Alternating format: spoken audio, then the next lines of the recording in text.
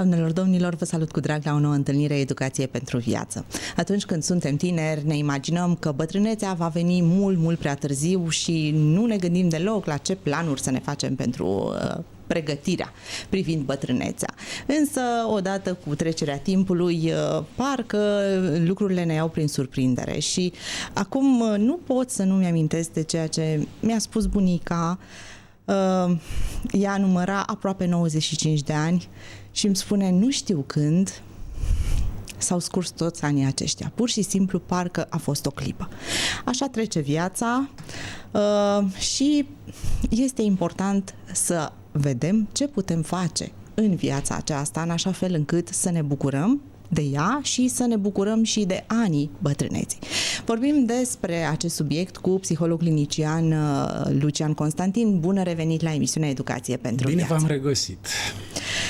Spuneam că, da, la un moment dat, credem că bătrânețea nu ne atinge, că nu este despre noi, că nu avem de ce să ne pregătim pentru asta.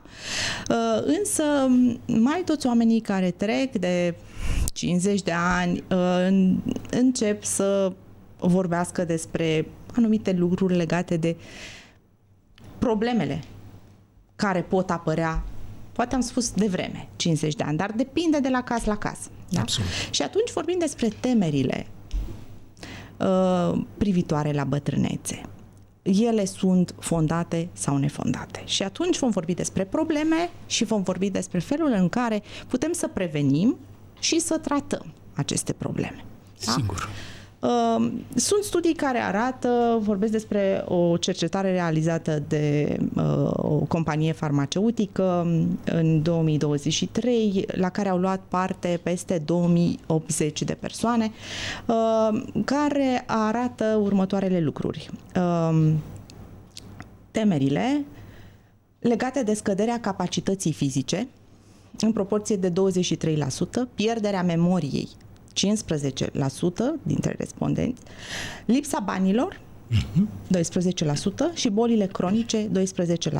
Doar 10% dintre respondenți au declarat că le este frică de moarte.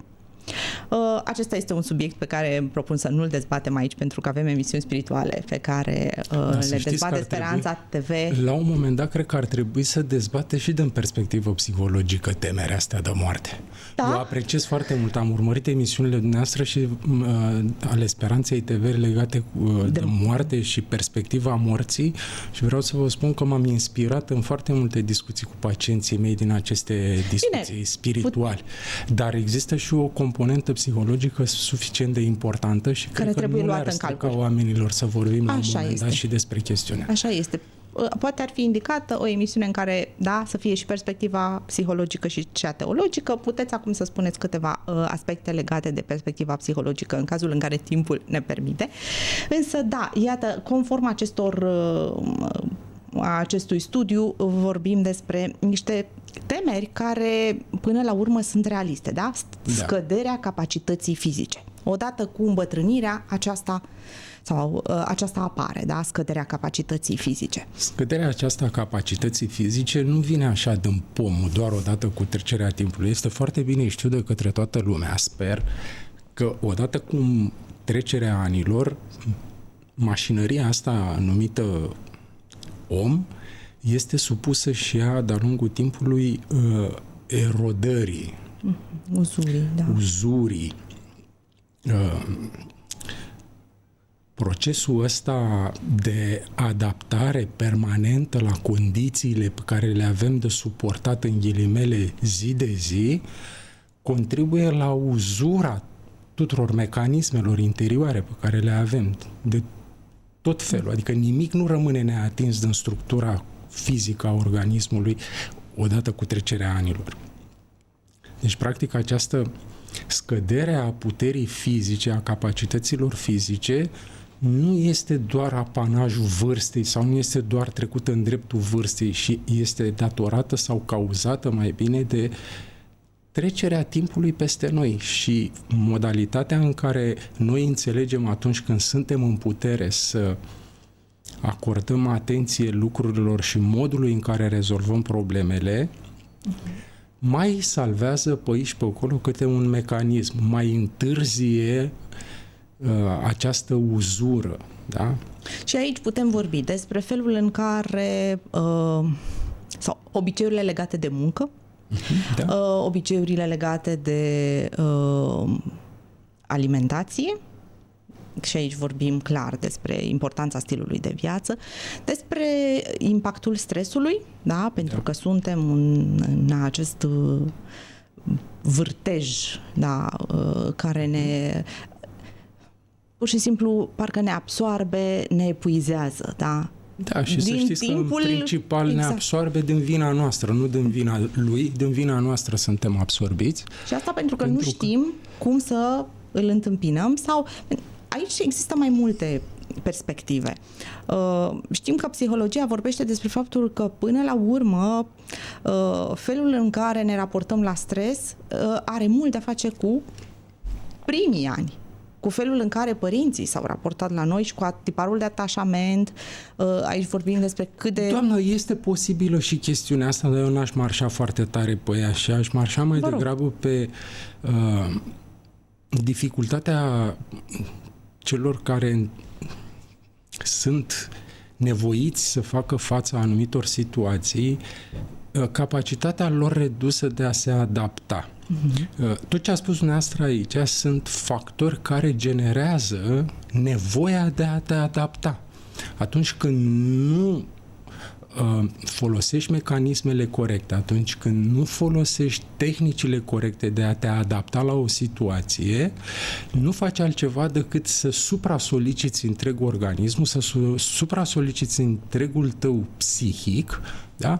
Și nu de fiecare dată această supra-solicitare aduce și efectele sau rezultatele pe care le așteaptă fiecare. E foarte interesant acest aspect pentru că, da, iată, vorbim despre uzură și despre mecanismele defectuoase care ne conduc către uzură. Însă, avem o perioadă în care nu conștientizăm uzura. Dacă vedem că reușim, și iată, am spus despre obiceiurile legate de muncă. Dacă, de exemplu, suntem persoane care procrastinăm, da? Amânăm, avem activități importante de făcut, dar le considerăm că nu sunt foarte urgente, da? Le tot amânăm. Ele ne presează la un moment dat. Și știm că în ultimul moment reușim să ne focalizăm complet, să ne mobilizăm și chiar parcă să avem așa o inspirație. Și în momentul acela rezolvăm rapid. Da? Da. De aceea putem sta liniștiți o perioadă că noi ne descurcăm în ultimul moment.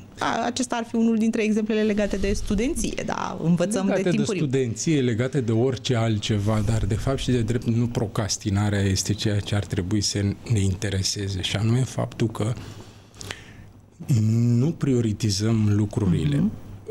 Care este de fapt acest... Și că ne consumăm energetic foarte mult în ultimul moment, nu? Cumva. Da, și la un moment dat ajungem... ne consumăm, dar acest consum este impus de presiunea timpului. Exact.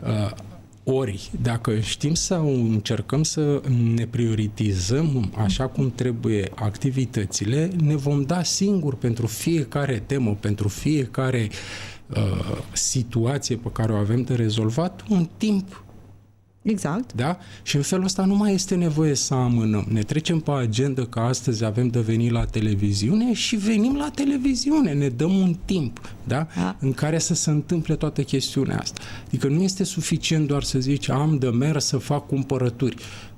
Toată lumea merge să facă cumpărături. Dă-ți un timp pentru chestiunea asta și urmărește-ți acest program pe care ți l-ai făcut singur, nu a intervenit nimeni în interiorul lui.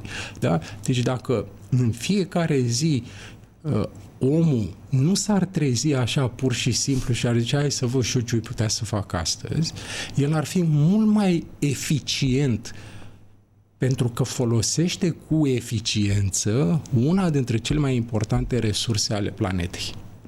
Da, aici iarăși există și discuții legate de importanța spontaneității și oamenii vor spune, da, mie nu-mi place să fiu așa de organizat, pentru că spontaneitatea mă ajută să fiu creativ, să realizez lucruri la care nu m-am gândit în ziua respectivă. Nu e adevărat. Se vehiculează, dar nu este așa. Adică uitați-vă dumneavoastră cât de spontană e natura în jurul nostru. Adică totul este ciclic, totul are, știm când vine primăvara, știm când urmează să apară ghioceii, da? Adică nu trebuie să lăsăm lucrurile la voia întâmplării. Dacă avem ceva care trebuie să realizăm în cadrul proiectelor de la servici, proiecte ale familiei, toate lucrurile astea trebuie să le dăm o țintă de timp. Când să se finalizeze? Da? Bine, aproximativ, că doar nu o să bată gongul exact și toate lucrurile să fie. Dar retușurile astea le putem face și mai târziu. Este vorba despre aici avem spontaneitate.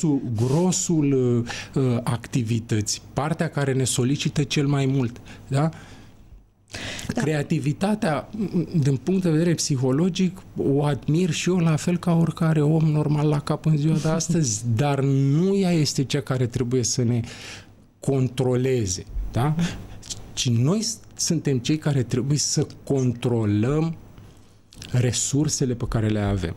Și să folosim creativitatea la momentul și să în care folosim este creativitatea în orice moment. Putem noi acum suntem creativi. Mi-ați dat o temă de discuție și nu m-am pregătit pentru ea și încerc acum să, cu ajutorul cunoștințelor și a experienței mele, să creez ceva împreună cu dumneavoastră. Sau și atunci când noi ne pregătim, ne folosim de creativitate în așa fel încât dialogul să curgă lin și să, conturăm. Absolut. Creativitatea este un detaliu, nu este o structură. Exact. Da?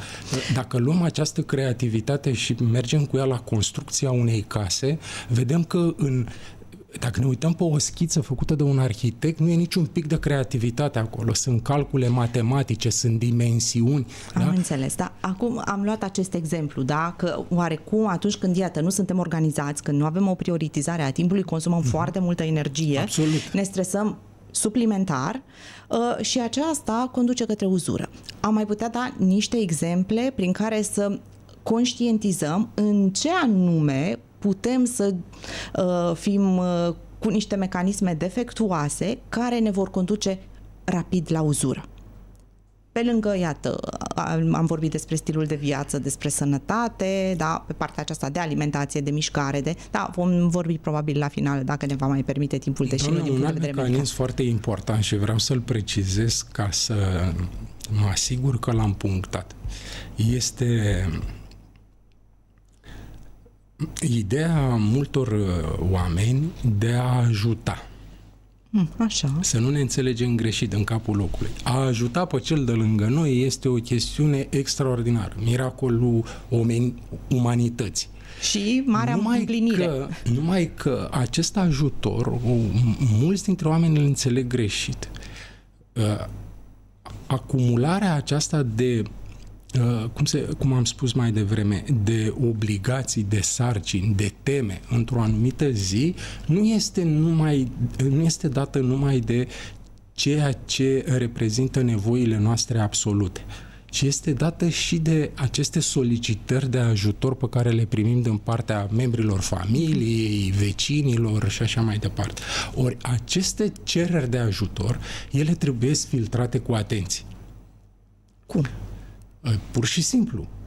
Dacă aceste cereri de ajutor nu sunt urgențe, ele pot fi amânate. Ele pot fi interpuse în programul meu acolo unde pot și unde am timp. Da? Deci aici o prioritizare. Poftim? Da? Și aici o prioritizare. Și aici este tot o prioritizare. Prioritizarea aceasta o mutăm aici, în zona asta a ajutorului. Foarte mulți oameni au tendința să-și abandoneze propriile task-uri sau propriile sarcini pentru a-l ajuta pe celălalt. Eu nu zic că nu e bine, dar trebuie să alegem cu grijă care este momentul în care eu intervin în viața celuilalt, în ghilimele, în neputința celuilalt.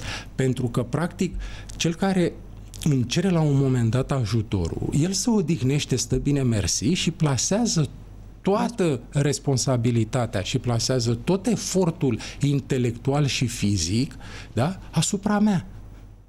Ori eu trebuie să mă asigur că acest efort pe care urmează să îl depun în sprijinul semenului meu este chiar o necesitate pentru el sau nu.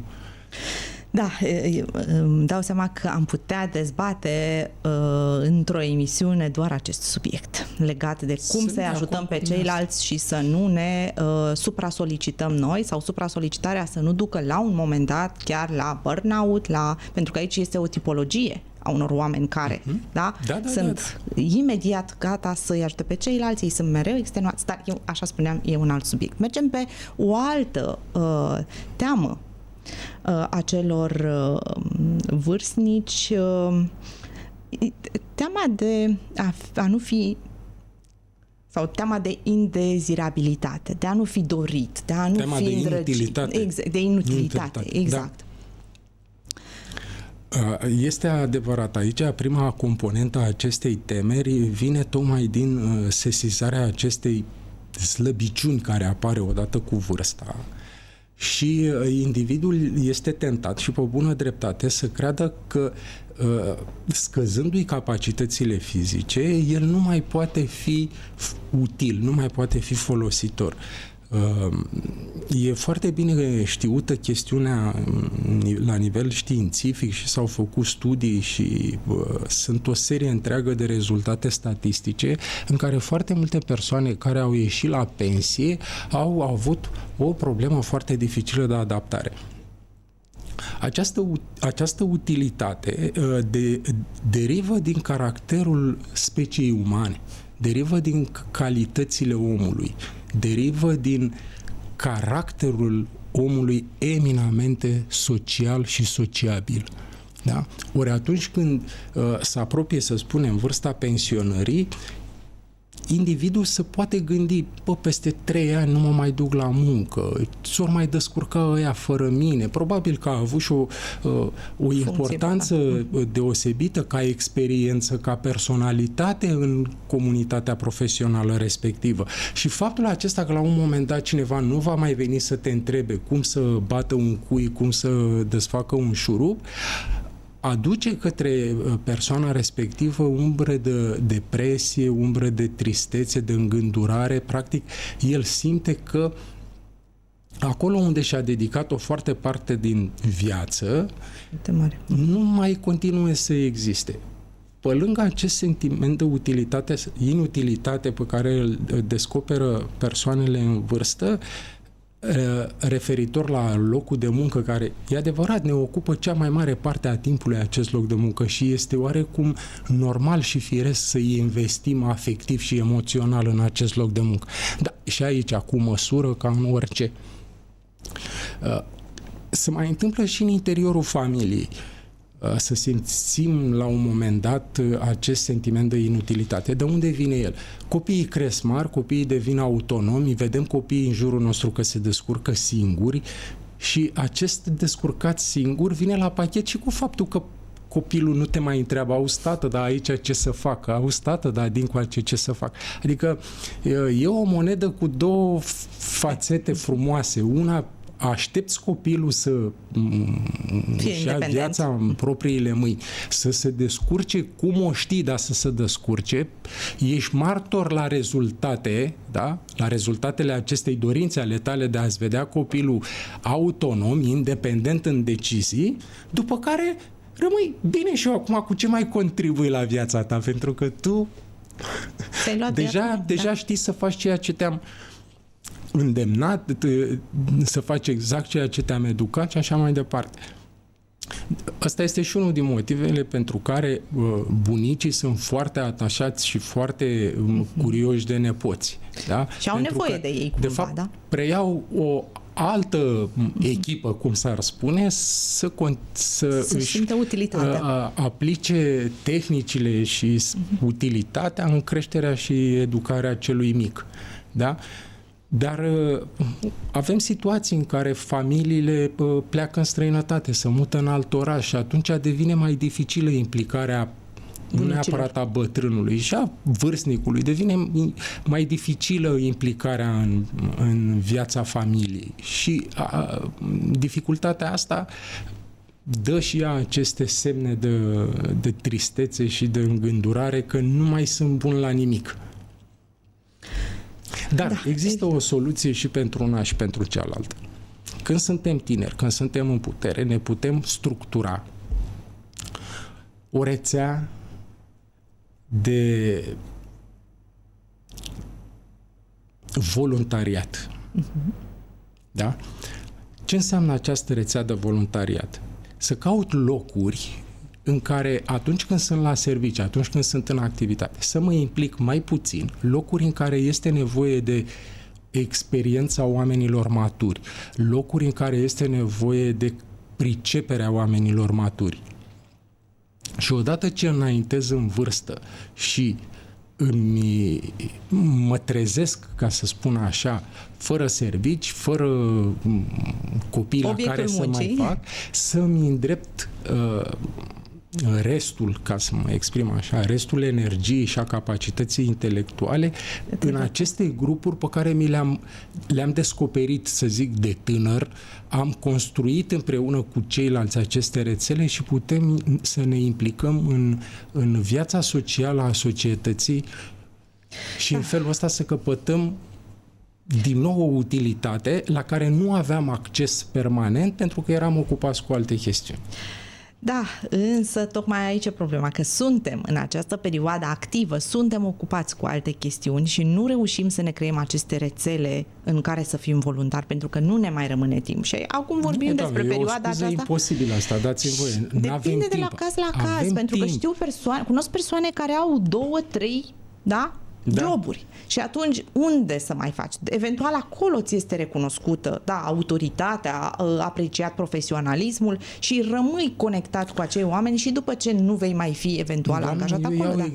Eu iau exemplu marilor companii care acționează și la noi în țară.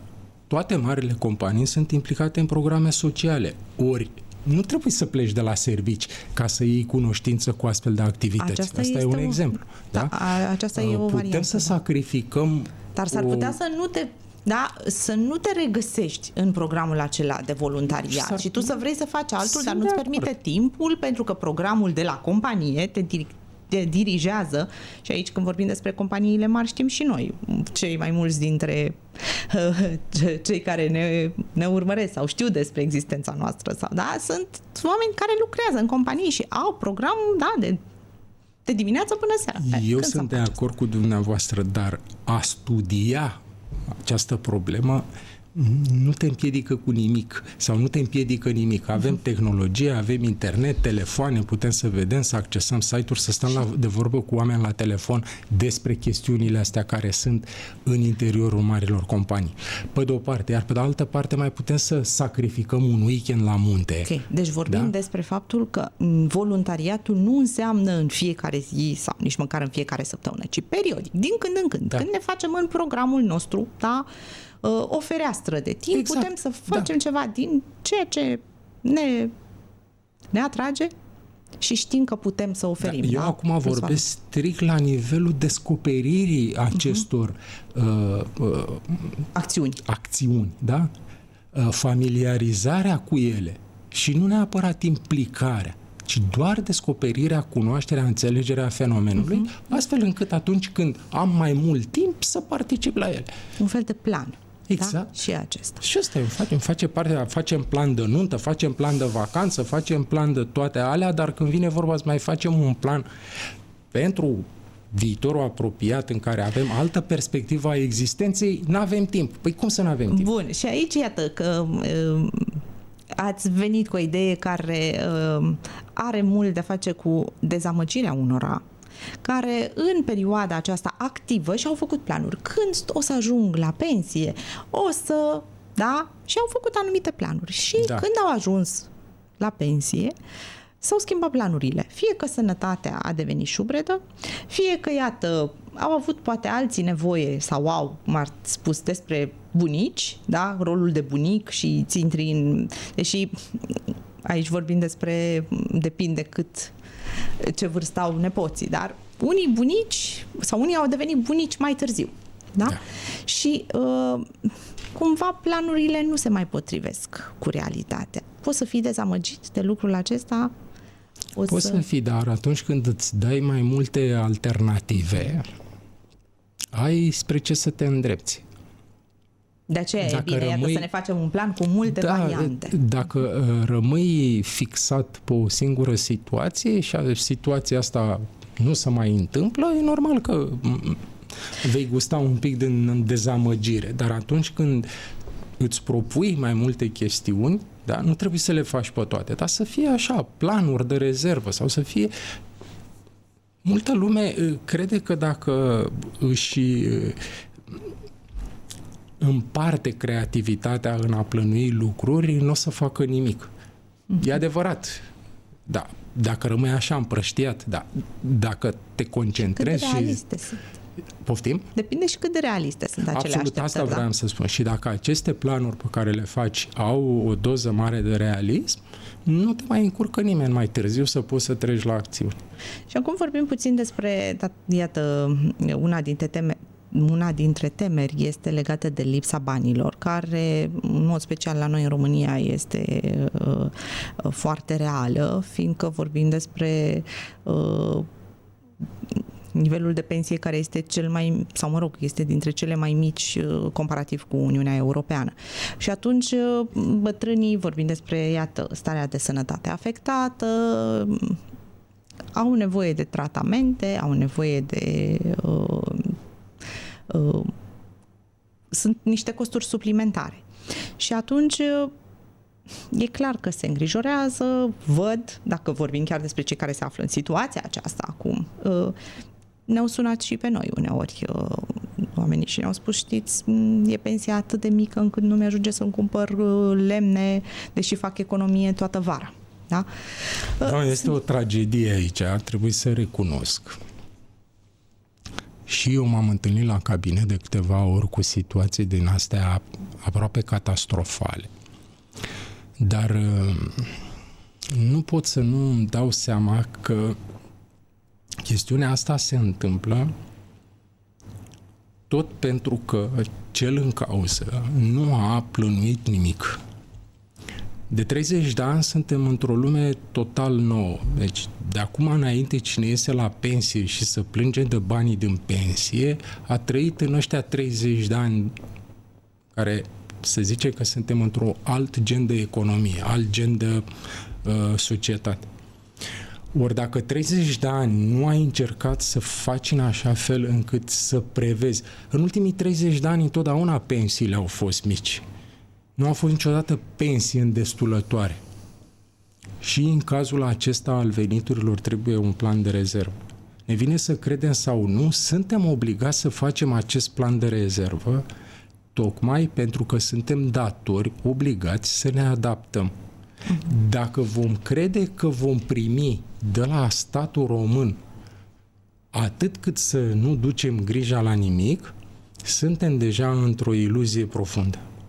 Evident că nu discutăm din perspectiva de a judeca pe cineva, ci din potrivă de a atrage atenția cel puțin în dreptul celor care încă mai pot face ceva. Încă mai pot face ceva. Toți cei care muncesc, toți cei care activează într-un anumit domeniu, trebuie să își descopere o activitate pe care o pot face după această pensia, după această ieșire la pensie, tocmai pentru a-și completa veniturile. Evident, cât le permite sănătatea. Pentru că vorbim cât despre le permite sănătatea. Da. Nici nu trebuie să fie activități din acestea care te supra-solicită din punct de vedere fizic. Nu. În toate țările astea cu care vrem și noi să semănăm din punct de vedere al nivelului de trai, oamenii nu se bazează pe acest sprijin de la stat. Oamenii se bazează pe experiența pe care au acumulat-o de-a lungul timpului, se bazează pe capacitățile proprii, da? Și pe inteligența și maturitatea care au dobândit-o până la vârsta respectivă. Și unii pe economii. Și fac în așa fel să mai aducă un venit în plus. Iar despre economie e treaba economiștilor, dar și aceste... dacă ar fi, v-aș contrazice, pentru că, iată, vorbim despre și citim în presă și observăm în jurul nostru atât de mulți străini, da, vorbim despre vestici, care își permit în perioada de pensionare, nu știm pe ce resurse, dar ei își permit să se plimbe, ceea ce românul nostru de rând, dacă reușește în viața activă, este perfect. Dar după, vorbim despre o categorie restrânsă a persoanelor care la vârsta pensionării pot să aibă vacanțe așa cum au vesticii. Nu și avem atunci, cultura acestei relaxări atunci dar când nu nu avem mai nici suntem obligați să resursele. mergem Dacă la abia seară. oamenii reușesc, da? Cel puțin vorbim despre cei care sunt acum la pensie, da?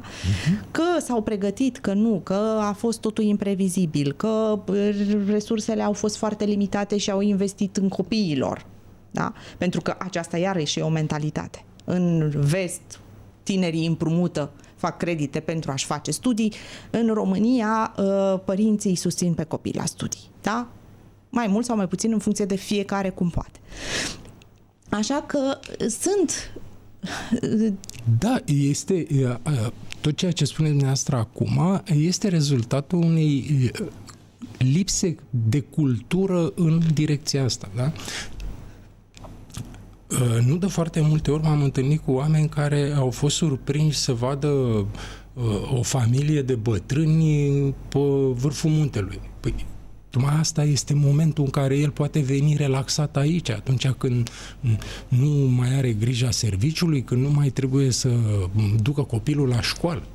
Ori, în secolul 21, în țărișoara noastră România, uitați-vă ce se întâmplă în fiecare weekend. Eu nu zic că nu este nevoie de relaxare, eu nu zic că nu este nevoie de ieșire în aer liber, dar să cheltuie resurse importante și să cheltuie energie importantă în aceste city break-uri, în aceste ieșiri. Aceste ieșiri nu sunt gratis, aceste ieșiri consumă resursele individului.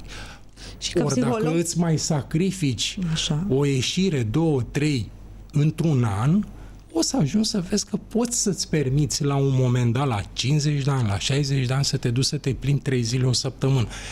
Dar nu există această cultură. Da? În tinerețe am avut ocazia, tânăr fiind, să mă plimb și eu prin lume și să lucrez în industria aceasta a ospitalității. Doamne, vreau să vă spun că majoritatea clienților erau vârstnici, majoritatea clienților erau peste 50-60 de ani, adică nici chiar în lunile de vacanță nu prea te întâlneai cu tineri veniți să-și cheltuie bani într-o vacanță. Ceea ce astăzi ori la noi se întâmplă fix pe dos, adică acolo unde ar trebui să fie omul care nu mai are griji, care nu mai are priorități în familie, servici, nu, este bombardat de tineri care cheltuie resursele lor. Care câteodată nici nu-și cheltuie propriile resurse. Da? Avem situații suficiente în care dumneavoastră spuneați că în alte țări familiile se împrumută pentru studiile copiilor. Păi la noi se împrumută oamenii pentru vacanțe. Ori dați-mi voie să spun că în cazul ăsta, dacă am împrumut să-mi cheltui banii în Tenerife sau pe acolo, nu mi-am rezolvat nimic în existența asta. Da, ne întoarcem la temerile persoanelor care au ajuns în vârstă, dar și la temerile celor care se apropie și se gândesc oare ce va fi, cum va fi. Teama de pierderi? Da. Și teama asta de pierdere este foarte importantă.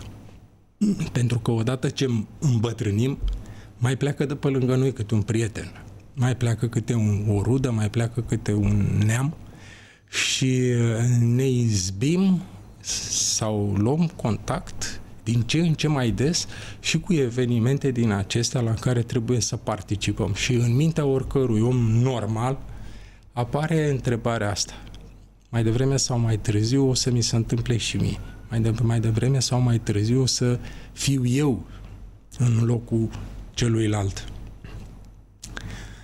Dar vedeți, dumneavoastră se întâmplă un paradox.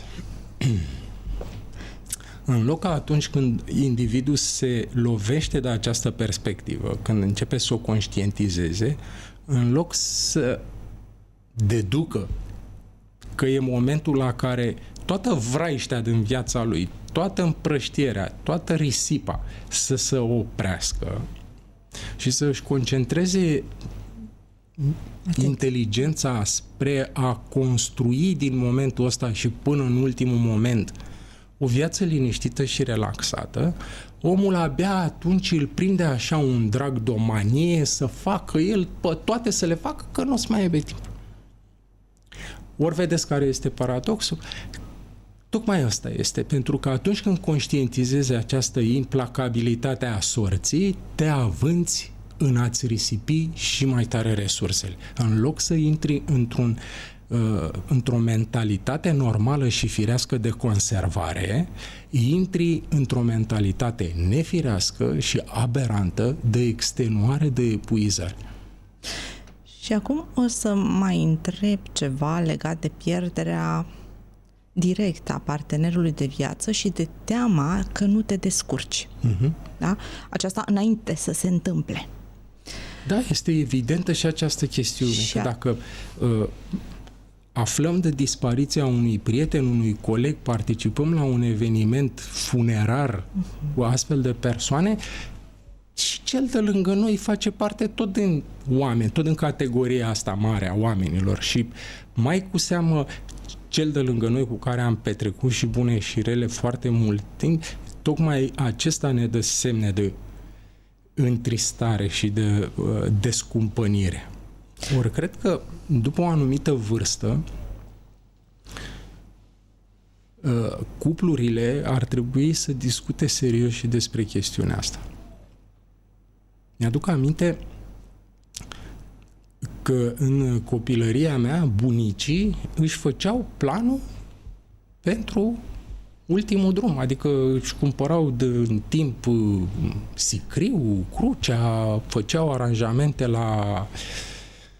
la cimitir, participau împreună la deciziile care trebuiau luate, adică nu făceau unul într-un fel și altul într-un fel, se sfătuiau și să știți că poate că pare macabru sau poate că pare nefiresc, dar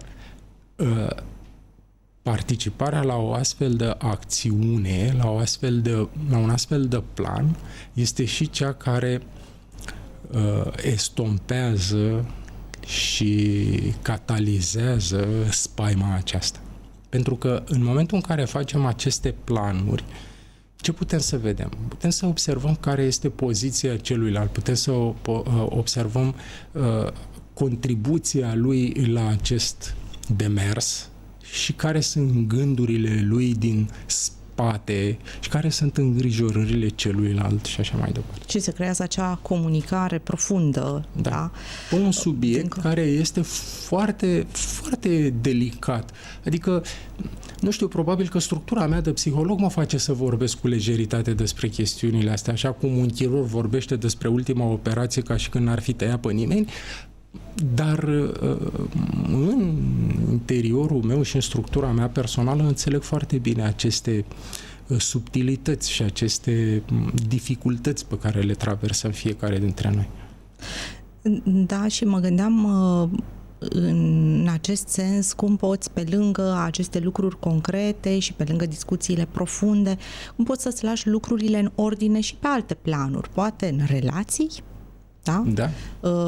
În relație cu proprii copii, privind toate demersurile, da, care țin de moșteniri, da, pentru că sunt familii care nu au aranjat aceste lucruri. Sigur, doamnă, adevărat.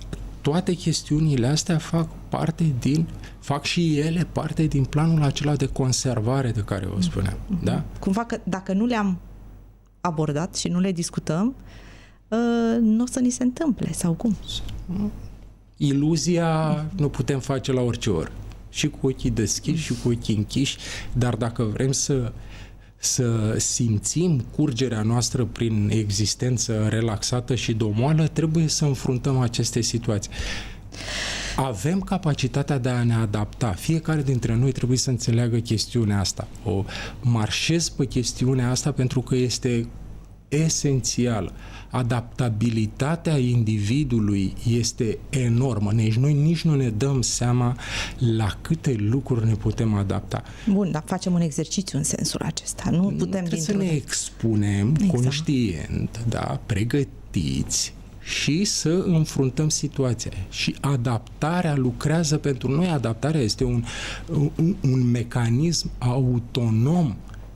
Dacă noi ieșim în ploaie, da, nu simțim frigul, nu pentru că nu vrem noi, ci pentru că acest mecanism numit adaptare intervine fără să apăsăm noi pe niciun buton. Tot ce trebuie să facem... Am fost echipați cumva. Da, suntem echipați. Da. Funcționează că vrem sau că nu vrem. Dacă în camera în care dormim se lasă un pic de răcoare, mecanismul nostru de adaptare mai bagă un puțin lemn pe sobă, mai consumă din ce mai avem noi pe acolo și ne dă senzația că nu e frig acolo în cameră. Da? Bun, suntem pe final, mai avem aproximativ 5 minute și aș vrea să am păstrat acest aspect la final, sănătatea mentală sau mentală. Mulți se tem că ar putea să o piardă. Unii chiar ajung în faza în care se degradează pe partea aceasta. Cum putem să ne pregătim pentru a o menține? Ne pregătim în a o menține conștientizând și aici de tineri faptul că dacă la un moment dat o să ne fie mai greu să mergem pe jos, dacă la un moment dat o să ne fie mai greu să ridicăm anumite greutăți, la un moment dat o să ne fie greu să și gândim anumite lucruri. Pentru că și acolo este tot materia asta ce nu știe, este și ea o materie vie care este supusă și a aceleași uzuri ca întreg organism.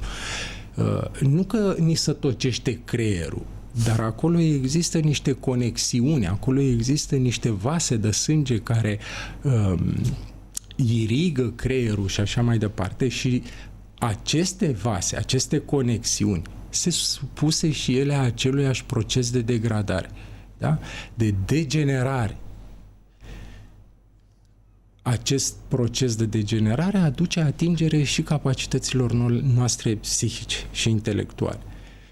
Nu știu dacă există un panaceu sau nu știu dacă există o modalitate prin care fiecare dintre noi să își mențină această sănătate a creierului pe o perioadă cât mai lungă de timp. Sunt mai mulți factori. Pentru că procesul ăsta degenerativ nu este controlat sau nu este cauzat de felul în care gândesc eu, ci este cauzat de tot ceea ce fac eu, de tot ceea ce mi se întâmplă mie în decursul timpului și nu pot să previn neapărat chestiunea asta decât printr-o singură modalitate. Menținându-mă pe mine într-o stare de echilibru, menținându-mă pe mine într-o stare de cumpătare și relaxare din tot ceea ce fac. Nu trebuie să mă forțez să aplic o metodă care să-mi asigure tinerețea creierului. E adevărat. Bine. Cu cât puturoșim mai mult creierul, cu atât el are șanse să ne lase mai devreme. Deci, practic, pentru fiecare dintre noi este ușor de înțeles că de fiecare dată când îi dăm creierului ceva să gândească, un plan în care trebuie să stabilească detalii, o plimbare într-un loc nou, mobilizează resursele creierului, toate aceste lucruri și contribuie la tonifierea lui. Evident, studiile privind sănătatea mentală sunt complexe, sunt multe și sunt anumite aspecte pe care medicii ar putea să le menționeze mult mai concret. Știm că mișcarea fizică ajută enorm de mult și studiile arată lucrul acesta, însă nu poți dintr-o dată ai ajuns bătrân, mai în vârstă și spui că gata, faci schimbarea aceasta și se vor vedea niște rezultate extraordinare. E cel mai important să facem acum, cât suntem activi. Doamne, știți cum e cu bătrânețea asta? Cu bătrânețea asta este cam jumate din proverbul ăla, omul gospodar își face iarna car și vara sani. Deci să aleagă fiecare dintre noi cum ia bătrânețea asta, car sau sanie, și să înceapă să lucreze la ea cât mai de devreme. Da, e vorba despre stilul de viață și la noi, la Speranța TV și Radio Vocea Speranței, avem mai multe emisiuni care promovează un stil de viață sănătos pe toate palierele, iar așa cum aminteați această vorbă înțeleaptă, în timp ce discutam, mă gândeam dacă în copilărie îl învățăm pe cel mic să se pregătească pentru viață, în viața adultă ne pregătim continuu pentru a o trăi până la finalul ei. Eu nu cred că în viața adultă ne pregătim de ceva. În viața adultă facem greșeala de a da cu capul în tot ce intervine. Deci trebuie să e aglomerat în autobuz, trebuie neapărat să ajung la serviciu, mă înghesui acolo. Nu, dom'le, asta e așa un pic. Dacă e aglomerat, iau pe următor. Dar noi suntem cei care punem presiune. Dar întârzi la serviciu și am un program și atunci mă pregătesc mai din timp să Doamna, plec. Vă dau eu acest exemplu cu a înghesuiala în autobuz. Eu nu zic că să faci un obicei din a întârzia la serviciu, dar eu pun pariu cu oricare dintre cei care ne ascultă acum, că dacă lasă într-o zi autobuzele până când se urcă într-un autobuz normal, da? Cu demnitatea unui om, când va ajunge la servici, chiar dacă îi se va face observație că a ajuns mai târziu, acest om va avea altă mentalitate. Acest om va avea altă concepție despre propria lui persoană. Totuși dați-mi voie să mă bucur că ați venit la timp. Da, și am început emisiunea. E un defect al meu. Mulțumesc foarte mult pentru participare. Vă așteptăm cu drag într-o nouă ediție. Doamnelor, domnilor, vă dorim o viață echilibrată, cu un stil de viață sănătos. Ne reauzim săptămâna următoare la Educație pentru Viață. Sperăm că am atins câteva puncte din ceea ce vă interesează legat de subiectul nostru. La revedere!